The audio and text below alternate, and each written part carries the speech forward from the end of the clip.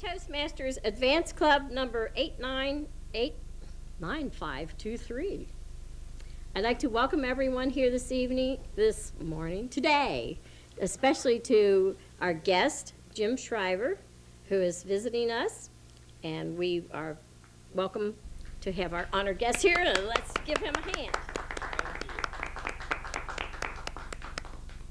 The mission of a Toastmasters Club is to provide a mutually supportive and positive learning environment in which every member has the opportunity to develop communication and leadership skills, which in turn fosters self-confidence and personal growth. I would like to point out that our banner has arrived. We now have our banner, and I hope we have lots of distinguished awards that we get for the banner.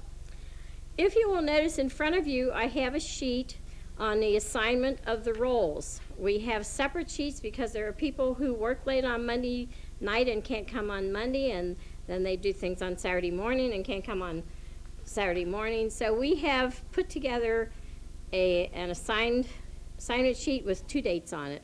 And if you will please look, and if you can't make any of those, if you will notify the Toastmaster of the day, because they are the one responsible to make sure that everyone does fulfill their role. And I hope that if you can't make it, that you will, instead of just saying I can't make it, we'll have gotten a replacement for you. I would like to say thank you to the behind-the-scenes crew, which some of them may be coming out in front, I don't know. The director today is Sheila Mudd Baker. Our floor director is Rick Davis, and our camera is Steve Ehrenholtz, and Rick is also working the camera. Our talent, the people who will be up here before you, we will start out with our Toastmaster of the day. Our Toastmaster, Joe Schwerling, is a retired federal employee. He is a collector. He gave one of the funniest speeches. My jaws hurt from laughing the other day at our demonstration meeting at General Electric. So let us welcome Joe Schwerling, Advanced Toastmaster Bronze. Thank you, Madam President. Again, welcome everyone to this meeting of TV Toastmasters. And I might point out that the banner, which I delivered because it was delivered to my home after the conference in Atlanta, arrived precisely at the time indicated on the agenda. First of all, I'd like to mention a little plug for Hawksworth Blood Center. I actually donated blood 2 days ago, but left this on just as a reminder that donating blood is one of 2 ways that you can donate, you can contribute life. When you die, your organs can be donated to others, and I recommend those also. But blood is something that you can do every 8 weeks. So I encourage everyone that can to pass on a little bit of their blood to the health and welfare of anyone else in their community, and particularly in the greater Cincinnati area for the Hawksworth Blood Center. Our first formal presentation today is what we call word power. And our word power presenter is Ray Boston. Please welcome Ray Boston with word power. Thank you, Joe. We always, at the early part of the Toastmaster meeting, have something called word power. And of course, words are what Toastmasters come to live and work by. They're great words to use for communications. And words can be kind of strange. For instance, here are 3 big, small words, and they cover the range from A to Z, which of course you wouldn't even know that unless you're a good Scrabble player, right? You have to have those 2-letter words. And of course Z, I'm not even sure what that means, because normally it'd be Z-E-E, which would be for the letter, which isn't even a word unless you put that extra E in there. Now here, strangely enough, is a small, big word, which I know way back there with our guests can barely see that, and it says invisible, but you can still see it, so that's kind of strange. Here's somebody that we like to see all the time. And that's a small word, but she plays a big part in our life. And no matter how you look at it, either going or coming, which moms usually do, still looks the same. Of course, unless she gets turned upside down and she still does her thing and we just can say, wow. And sometimes if we get a little obnoxious, she takes a little swipe at us and says pow, and this word sounds like what it means. Of course, if you turn this one upside down, I guess we say it's Maud, and of course that reminds me of a very famous mother called Maud, which, well, you know, I'm not even sure where I'm going with that. Of course, remember our mothers when they did give us that pow thing, and of course it would kind of knock us head over heels. Strange thing, I probably stole that one from Reader's Digest. But anyway, I'm just here to say that words can do a lot. We use them every day, and that means words to me are magic, and that's the word for the day, magic. The magic of Toastmasters and the magic of communication. Thank you. Thank you, Ray, for the magic of your presentation. My only question is, how do you use the word A in Scrabble? Because you can't attach it to anything, and if you did, you've got two A's or two something. You can't use the word A by itself unless you're the first player. You just answered your own I guess question. that's it. Thank you. Thanks for that additional bit of magical contribution to today's meeting. Our next presenter is our Tabletopics session. And to explain that and to coordinate the discussion and the questions, I'd like to introduce Jerome Manigan, ATM Bronze. Thank you very much. Tabletopics is an opportunity for people to stand before you and offer comments about topics that have been developed by the person who is functioning as the table topics master. Today, that is me. I have 5 questions that I will be putting to selected members of this fine organization. They are invited to speak on those topics for 1 to 2 minutes. There is a 30-second grace period, so you might speak from 1.5 minutes to 2.5 minutes. All of the topics today are topical, contemporary, discussed most everywhere on a daily basis. They certainly are topics that have had great exposure via print media, broadcast media. And at some level, I would think that all of us have given some thought to the topics that will be presented today. A writer to the editor of the Cincinnati Enquirer lamented the fact that Carol Moseley Braun, quote, gets very little chance to speak and that few of the questions are directed to her, end quote. Nellye, please explain to us who Carol Moseley Braun is and tell us if you agree with the letter writer's assertion that, quote, given equal opportunity to speak, we might find out she has something valuable to say. Nellye Bowen. Thank you, Jerome. Yes, I have noticed that in the Democratic debates.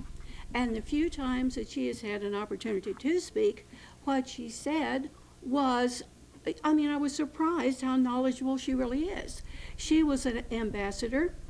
She was a senator, the first black woman elected to the Senate, I believe. And she is knowledgeable. Actually, when I listened to her, she made more in sense than some of the other candidates. Shh, I'm not supposed to say that, am I? But I was really surprised, and if she were elected president, which probably she won't be, it takes so much money in a campaign, but if she were, I believe she could do the job. Not the best candidate, mine's General Clark, but if she isn't elected, she would be good at least in a cabinet position, or suppose she could be an ambassador. But she doesn't get a lot of opportunity. It seems the front runner gets all the time, and the others get whatever time they can get. I have noticed that.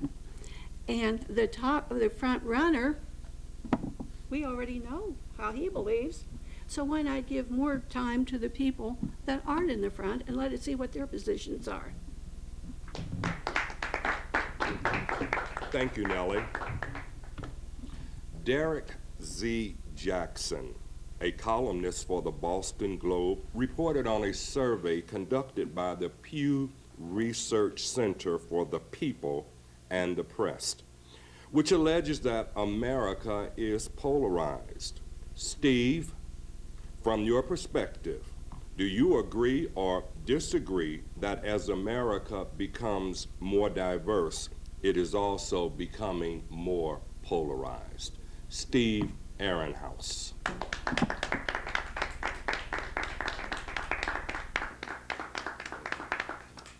Thank you, Mr. Tabletopics Master, fellow Toastmasters, our honored guest, and our guests that are watching in today. Do I feel that America is becoming more polarized as we also become more diversified? Basically, my answer would be yes. I think that polarization is happening on several different fronts. We have polarization occurring because of technological advances. We're seeing a disparity between those who have access to the internet and have the occasion to use computers in their day-to-day work, or at least they have an occasion that requires them to use it. We have other people who don't have the ready access to the internet or may not have the opportunity to learn how to use some of the basic services that the internet provides that are becoming so widely assumed as being available to everyone. So that's one of the concerns that I have.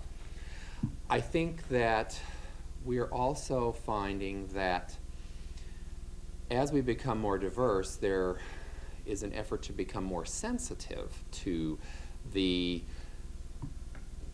strengths, the enhancements that come from having diversity, but at the same time, we're also having to deal with so much more variety.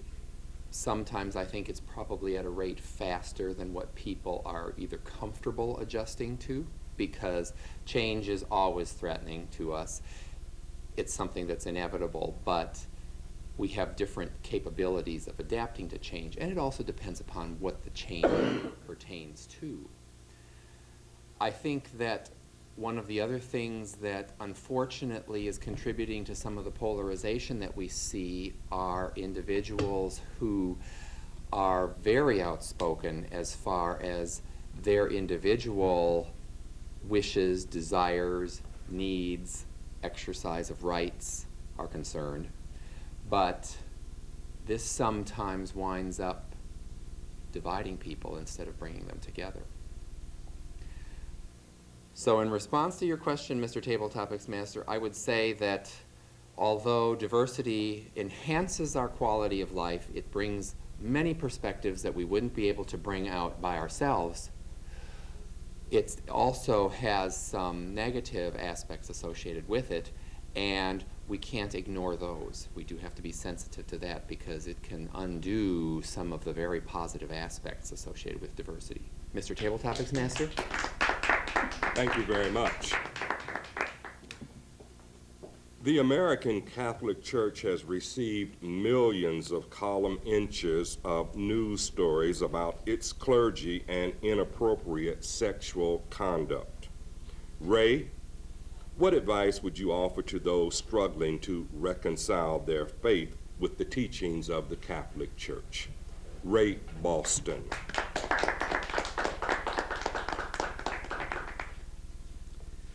First of all, Mr. Manigan, I want to commend you for giving us such wonderful, diverse topics to discuss.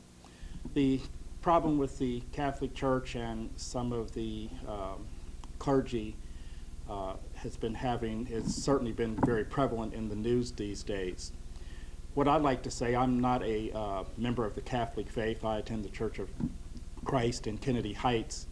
But all of Christianity is based on biblical teachings. Unfortunately, they are subject to some interpretation, but I think we can all agree that taking advantage sexually of minors is something that hardly any of us would ascribe to. But that should not be, and even though many of the clergy have been accused, and some rightly so, of doing wrong, those are only a very small minority. And I think any practicing Christian can just sort of build on those things. Yes, we see some wrong done in all areas of society, and there's the 10 Commandments, and all of them are broken each and every day. But at the same time, there are many, many people who do the right things. So as a practicing Christian, I think it's just up to us. When somebody does something wrong, you try to go to them, you try to give them strength, because Jesus teaches us that we should forgive. Of course, we also have to pay for our sins. And at the bottom line, we should just try to be faithful every day, do the right thing, and pray for forgiveness of others. Mr. Tabletopics Master. Thank you, Ray. There has been much talk, debate, and argument about same-sex marriages.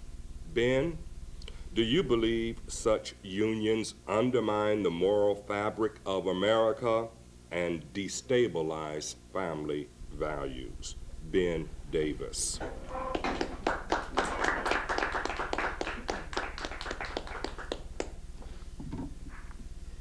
Just pass me those easy questions, Jerome.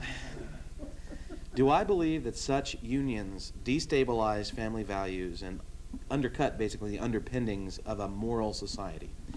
I have to say that my answer on that is a resounding no. Most people wouldn't expect that of me. I'm a fairly conservative guy. But I'm a great believer in the good old American principle of live and let live. And as long as your swing stops before it gets to my nose, then you're still within your rights to do what you'd like to do. When it comes down to it, we have a country that's based upon the rights of the individual. And the individual should be able to explore their own desires as long as it does not impact other people in a negative fashion. The question of whether this is a negative impact or not is one that will be debated for years to come on a moral level, on a question of whether or not this is good for a society as a whole. But at this point, I don't feel that we can make that kind of a snap decision without much study, much debate, and much revising and thinking about our own ethical sense. Until we have the opportunity to do that without surrendering to our own, admittedly, and in my case still the same, knee-jerk reactions to our basic beliefs, we've got to be able to step back so that we can understand why we feel the way we do and whether or not perhaps we should be able to accept our differences and become stronger for them, rather than point out the differences and use them to tear each other apart. Thank you, Ben. And finally, in a matter of months, the two major American political parties will announce their endorsed candidates for the presidency of the United States. Joe, who will those candidates be? Which one will win, and why? Joe Schwerling. Toastmaster. I would have to say that, and I'm fairly confident, that the winner will be the one that spends the most money, has the most political influence, has the largest economic base of industry and community support to keep their name at the top of the news stories, keep their pictures on the news stories every night more than any other candidate. Hopefully, with the least amount of detrimental news about their personal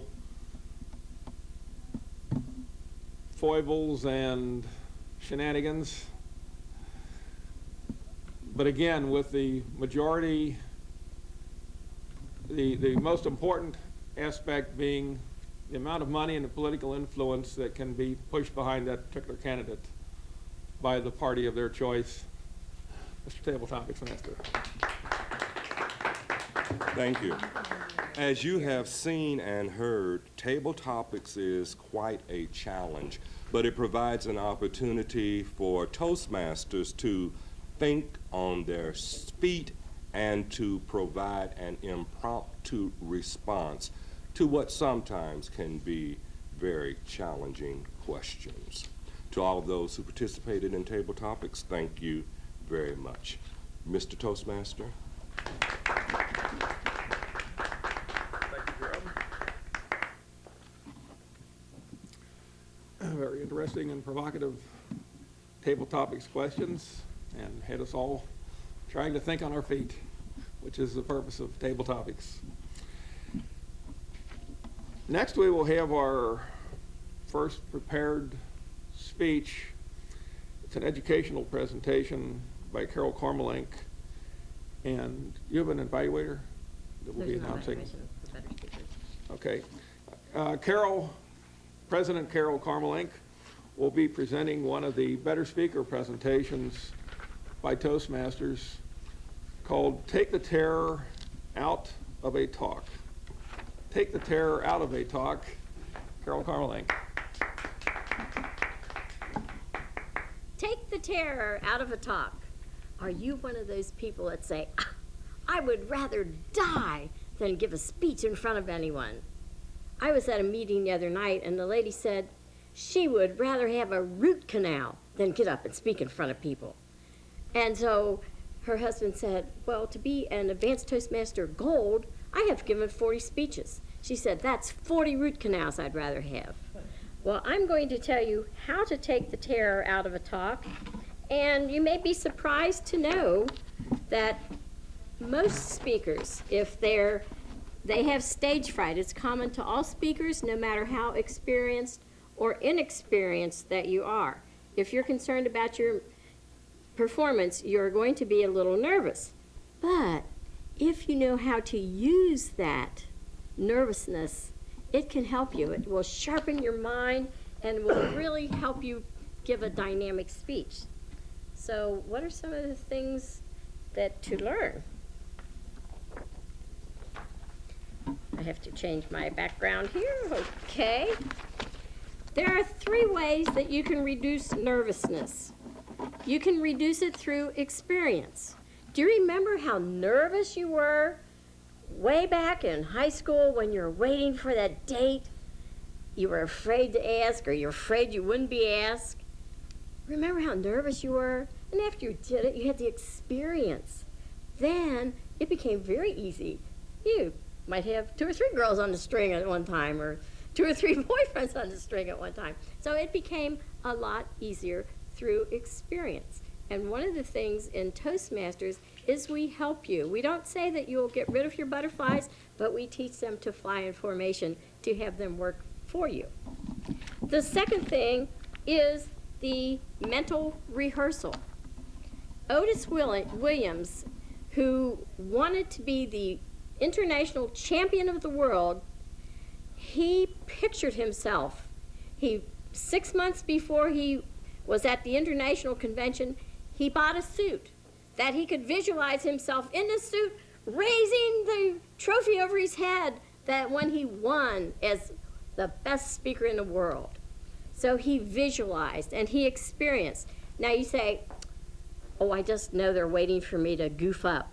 Well, my friends that work at Dr. Haney's orthodontist office and watch me on TV, I know they're not saying, oh, I hope Carol goofs up. They want me to do a good job. And so if you realize you have something important to say, and people do want to hear what you have to say, you would be surprised how many brilliant ideas have been lost because people are afraid to speak in public.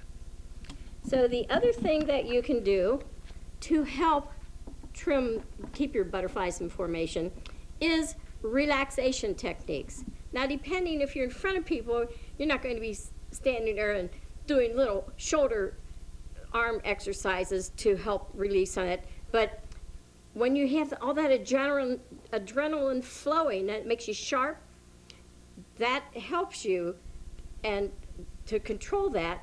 So you can either do some shoulder shrugs, which you might be able to do those right where you're sitting and no one would notice. You can also drop your head and circle it around and help relax, and take some deep breaths. Now, if you're sitting there and you put your hand on your chest and your hand on your abdomen and take a deep breath, which one moves? Most of us are shallow breathers, but when we breathe from the diaphragm and the stomach grows out to let all that air in, and then we exhale and flatten our stomach, and that will help us to relax so that we aren't very nervous when we get up to give a speech.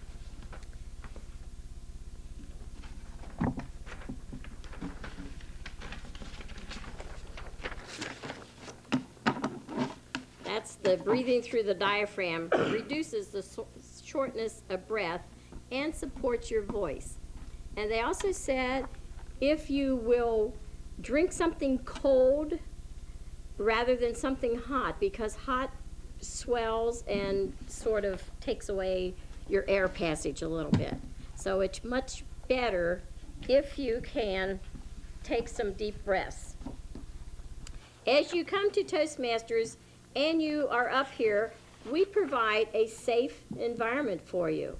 And if you think that you have goofed up and you come up and people clap, then they listen to you.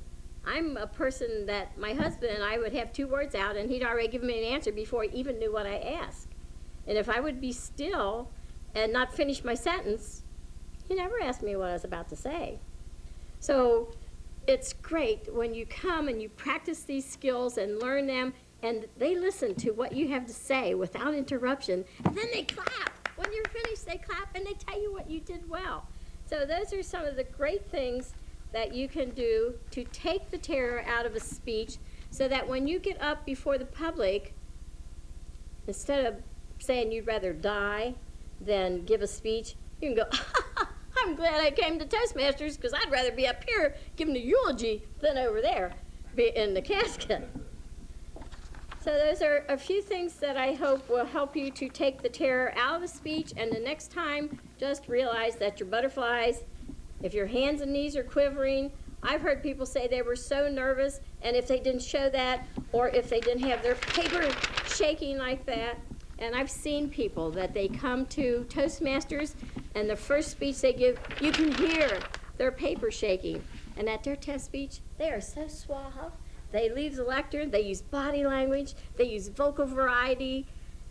It's quite, you'd think they'd been speaking all of their life. So take the terror out of a talk, join Toastmasters, and learn how to be able to voice your opinion in those public meetings and at work. Learn that. Joe, Mr. Toastmaster. Thank you, Carol.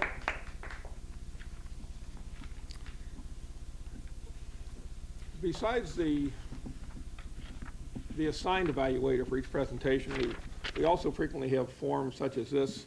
It's an individual evaluation form where each member in attendance has the opportunity to write notes on how they saw the person, how they heard the person, how they reacted to the presentation, offer any personal suggestions on, because we're a mutual support group, so the more feedback we can get and give, we all benefit. Our next presenter is Nellye Bowen. Her evaluator is Steve Aaronholtz.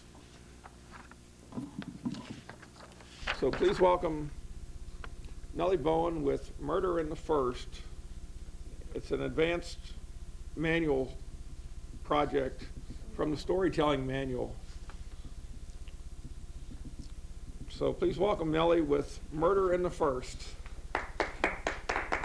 Thank you, Mr. Toastmaster. Fellow Toastmasters, my special guest, Judge James Shriver, and members of our viewing audience. I was seated at my desk at the Claremont Courier working one morning when I sensed someone standing behind me. When I looked up, Tom Fortney, the editor, said, "Don't you think you'd better be going over to the courthouse? Trial starts at 9:30. My mouth flew open. I couldn't believe what he was saying. The trial was one of the biggest stories in decades. You don't want me to do that, do you?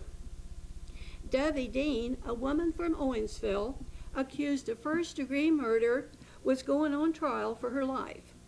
She was alleged to have killed her husband of 5 months, Hawkins Dean, by giving him zipped rat poison 7 times. Yes, you are going to do it. We'll be depending on you. This is an important story, and a lot is riding on it. I was 18 years old and had only been working at the Clearmont Courier for a short time. I remembered how I had dreamed all my life of becoming a newspaper reporter. I had always loved language, the sounds, rhythms, and emotions of language. Life is based on words. Words can soothe. They can inflame, begin friendships, ruin marriages, start wars, bring peace, and determine life or death. I was 10 years old when my first poem was published in the local paper, and my teacher asked me to start writing for the high school paper. I was a poet and columnist for the school papers until I graduated from high school. Just before I graduated, I submitted a serialized fiction story to the Clearmont Courier, an old-time weekly at Batavia. I was shocked when they not only published it, but offered me a job as well. I was finally a full-fledged, press card-carrying newspaper reporter. Dreams do come true. Tom Fortney, the editor, was a good-looking Marine Reserve officer with the most writing ability of anyone I have ever met. He taught me to write straight news stories, headlines, interview for human interest stories, sell advertising, and proofread copy. On a weekly paper, you have to learn to do everything. I loved it. But now I was terrified. I had never been in a courtroom in my life, and my legal knowledge was zero. How could I ever do this? In the courtroom, reporters representing newspapers, radio stations, and national crime magazines were seated near the front of the room. Whew. I felt completely out of my league. Common Pleas Judge Harry Britton was escorted into the courtroom, and trial was underway. Prosecutor Ray Bradford told the jury that Hawkins Dean signed his death warrant when he signed his will. He drew up a will on April the 12th, the day before he married Mrs. Dean, leaving her his entire estate. The autopsy had revealed large quantities of arsenic throughout Dean's body. Arsenic is a major component of rat poison. Dovey Dean, a slight, gray-haired woman wearing glasses, was so short her feet didn't touch the floor. Her cool, aloof manner never changed throughout the trial. On September the 11th, Mrs. Dean had been taken to London State Prison Farm for 3 lie detector tests. After being there all day, she was taken back to Batavia and questioned all night long. When the interrogators told her, "We know either you or your son is guilty. Which one is it?" Mrs. Dean said, "I know my son didn't kill him, and I know I didn't. But if it's between the two of us, I'll take the rap." She then confessed to giving Dean poison several times just to make him sick because he repulsed her. She then gave it to him 2 more times, increasing the amount and killing him.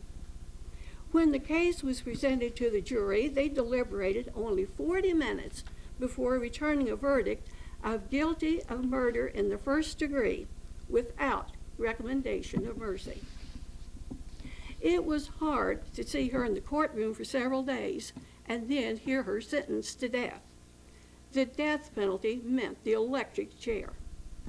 Mrs. Dean's attorneys filed an appeal listing 8 errors as a basis for a new trial. The appeal was denied. On January the 15th, 1954, Mrs. Dean became the second woman in the history of Ohio to die in the electric chair. She was 52 years old. I remember that morning and how nervous I was at work.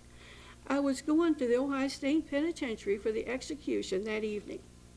I would be the only woman there as a witness and the youngest. I did not want to go. But when you start a story, you finish it. That is a cardinal rule of journalism. At the last minute, Ed Cannell, the battalion chief of police, talked with Tom Fortney about it. Tom, you shouldn't do this. It's too much for her to go through. It's hard for anybody, but it's no place for a 19-year-old girl. Tom answered, but Ed, it's not my story. I'll go, Tom. I'll tell you all about it. Thank God in heaven I didn't have to go. But my reprieve wasn't total. The next morning, Ed Cannell came in and sat down on the corner of my desk. My God, Tom, I've been in law enforcement all my life, and I thought I'd puke my guts out. When they turn the current on, burning flesh pops and crackles like bacon frying. And the smell, the hideous smell, the odor of singed hair is sickening. I've smelled the sweet, nauseating stench of death before, but nothing like this. As God is my judge, I will never be for the death penalty again. Neither would any human being who witnessed it. Going to my car, I had to cross a railroad track near the penitentiary. I was so dazed I was almost hit by a train. How has all of this affected me? It has stayed with me all my life.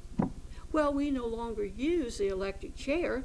I do not believe we have the right to take another's life, even if he has committed murder. There is always the possibility of error, no matter how strong the evidence.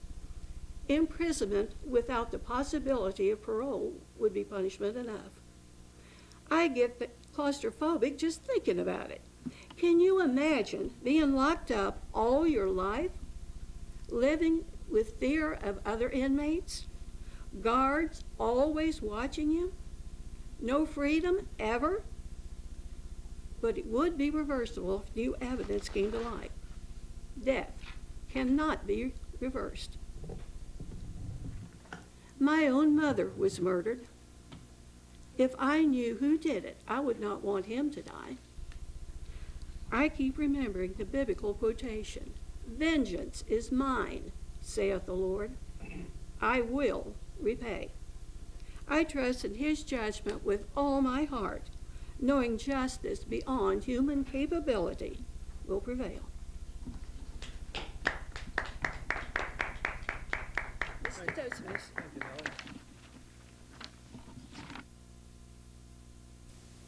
I'd like to begin tonight with a little joke.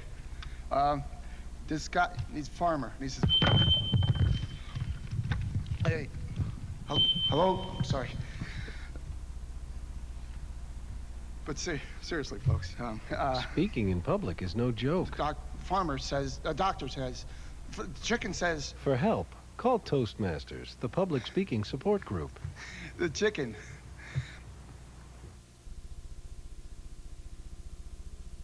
For that, I'd like to introduce Ben Davis, ATM Gold, who's our general evaluator for today's meeting. Welcome, Ben. Thank you, Joe, and hello to all of our Toastmasters as well as our viewing audience. It's been a while since I've been back, but I'm glad to be here again. Thank you.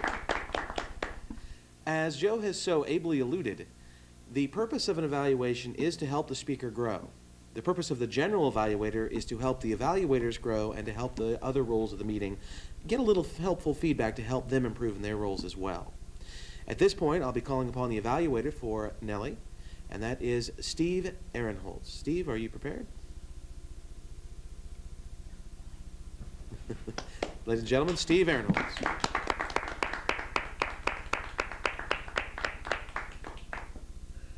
Thank you, Mr. General Evaluator, fellow Toastmasters, our honored guests, and Nellye. Your presentation was speech number 2 out of the Advanced Storytelling Manual, Let's Get Personal. Your objectives were to learn the elements of a good story, to create and tell an original story based on personal experience. I must say, you certainly picked an experience that drew one's attention in fairly quickly when you started your story. I thought that your opening description of yourself in the newspaper office was very good. You also had some really good facial expressions. I really liked that. When you said, dreams do come true, that was one that I particularly noticed, that you gave a very good facial expression which matched your emotion that you wanted to convey to the audience. You developed your story through a description of the murder case that was on trial. You provided a good description of Dovey Dean, as far as her stature, how she looked. I would have liked to have had a bit more character development for Tom and Ed. You really didn't give us much insight as to what they were like. I don't know whether they were short in stature, whether they were disparate in height, whether they looked like someone that you would associate with newspaper reporting, or whether they were someone who you wouldn't really think did that kind of work. I think that that would have been a little more helpful. You also talked about having never gone to the courthouse to cover the trial. I thought it would have been helpful to share with us a little bit more about what intimidated you going there, what some of the feelings were that you experienced. You gave us a very strong indication that you didn't want to go, and we certainly got that when it came time to go and witness the execution. But I think it would have been nice to give us a little bit more to help us frame a mental picture. You used dialogue to help develop your characters, although I think you had an excellent opportunity to use more vocal variety. With especially Tom and Ed talking to each other, you had a real good opportunity to make some differences as far as vocal variety. You also could have used a little more in gestures and body movement, where you're having one individual talk and then you could move so that you have the other person, and then in our mind's eye we're seeing these two with this exchange of information. You provided a very graphic description of the execution itself and the impact that that had on you. I think that we got a good perspective on the impact it has had on your life. The self-disclosure of your own history as far as your mother's death was also something that brought sort of a climax to where you're coming from in this presentation and your change in the perspective on the death penalty. Overall, I enjoyed your speech very much, and other than that, I would like to see a little bit more in gestures and vocal variety. I look forward to your next presentation, Nellye.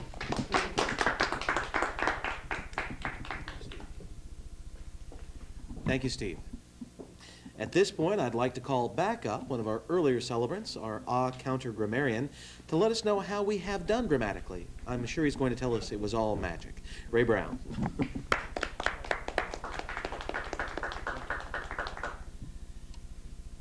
One of the advantages of being in a advanced Toastmaster situation is the speakers are very good, and I think we can all attest to that.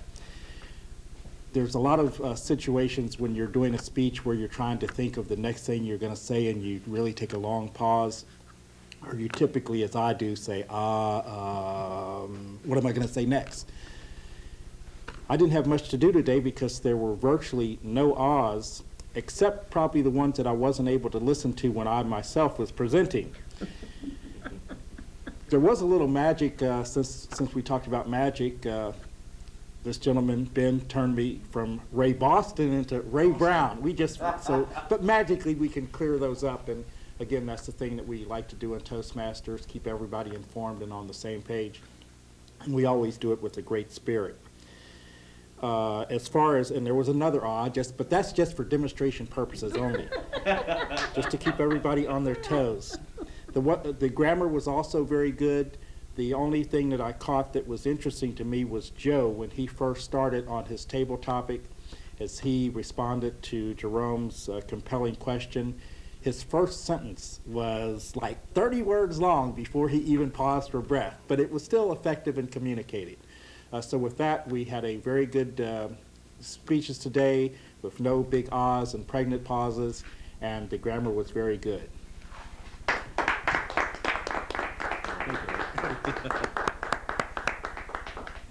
Thank you, Ray. And for my next trick, I will, oh, never mind. Again, the main role of the general evaluator is to evaluate the evaluator, to let them know how they had done and to provide a little helpful feedback. So I would like to speak about Steve's evaluation of Nellye. I felt Steve did an exceptional job today, and the reasoning behind that really is this. Nellye was speaking from the storytelling manual. It's exactly what it sounds like. It's an advanced speaking manual based on the ability to tell an effective story. If you'd noticed, Steve's evaluation revolved not necessarily around the fundamentals of speaking, her posture, her word choice, a little bit of vocal variety, yes, but everything that he gave was based around how could this be a better story. More compelling words, better visual pictures, more character development. Everything that he provided was, in fact, geared toward making it a better story for you to tell, and I think that was something that really did need to be pointed out. Well done to Steve today. My job is to also evaluate the rest of the components of the meeting, and I'll be glad to do so. I'd like to start off with our table topics today. Jerome Manigan. Jerome, and I know you've heard this said at least once or twice, my goodness, you have one heck of an effective presence.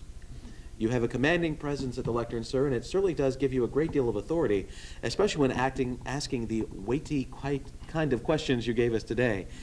Not everyone is willing to go that route. Some people are not as brave as Jerome is, but Jerome, I think you did a fantastic job as the Tabletopics master. One or two quick comments for you regarding the question, maybe some suggestions. The question that you asked Nellye was beginning as a knowledge-based question. Who is Carol Moseley Brown? Now, that was the only one you asked, so I feel that perhaps you geared that towards her specifically, knowing that she knew the answer. Good.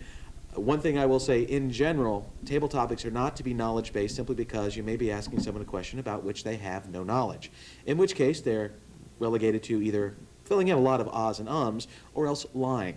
And we try to avoid the lying if possible, unless it seems to be called for. But Jerome, you had a fantastic job as table topics. And kudos, actually, in this case, to Joe for giving us a textbook example of how to avoid answering a question. The candidate who wins will be the one who wins. It was well done, Joe, well done. Joe, your turn as Toastmaster today was fine. I, again, would commend you on your continued improvement that I have seen. I have known you now for probably 6 years. And over the last year and a half, since you retired and really started to focus, your improvement has been measured in leaps and bounds. You have become much more confident, much more poised. Your delivery has been improved.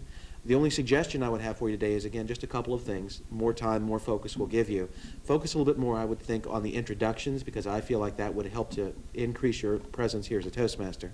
As well as when reading, which is probably something I should have done, obviously, since Ray Boston is now Ray Brown and will be that for the rest of his life, is when you're holding up today's agenda to read it, it's pretty obvious to the folks at home especially that you're not sure exactly what it says. Maybe get it printed out a little bit larger so it can stay down here and you can go ahead and speak to the camera, to the audience a little bit more effectively. Our ah counter, it was magic. You did a fine job. Thank you very much for all of that. At this point, ladies and gentlemen, I would have to say that this has been another magic meeting of Toastmasters International TV Toastmasters. And at this point, I would like to return control to our president, Carol Kormelink. Carol. Thank you, Ben. It's really great to have you back. He's been working and doing other things, and we've missed him, so I'm really glad. And I will give the timer report. The word power, that can take from 2 to 3 minutes. It took 1 minute and 56 seconds for Ray to explain his magic. And he didn't tell you that he is a magician, and I've seen him do some of these magic tricks.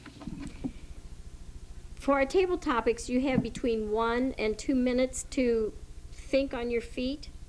Nellye thought for 1 minute and 27 seconds. She was within time. We all were. Steve Steve was a little over. 2 minutes and 55 seconds on his polarized question. Ray, 1 minute and 36 seconds. Ben, 1 minute and 33 seconds. And Joe Schwerling, 1 minute and 13 seconds. For my Take the Terror Out of a Talk, 6 minutes and 45 seconds. Nellye Bowen for her Murder in the First, 8 minutes and 36 seconds. Steve's evaluation of Nellye, 3 minutes and 38 seconds. Ray's All-Counter Grammarian report, 1 minute and 34 seconds, and I'm not timing myself. But I would like to thank everyone. I am pleased with how well the meeting ran today. Our guests, thank you for being here. I don't know if you have any comments that you would like to make. Okay, we will talk with you after the meeting. Does anyone have anything to share before I adjourn the meeting? The meeting is adjourned.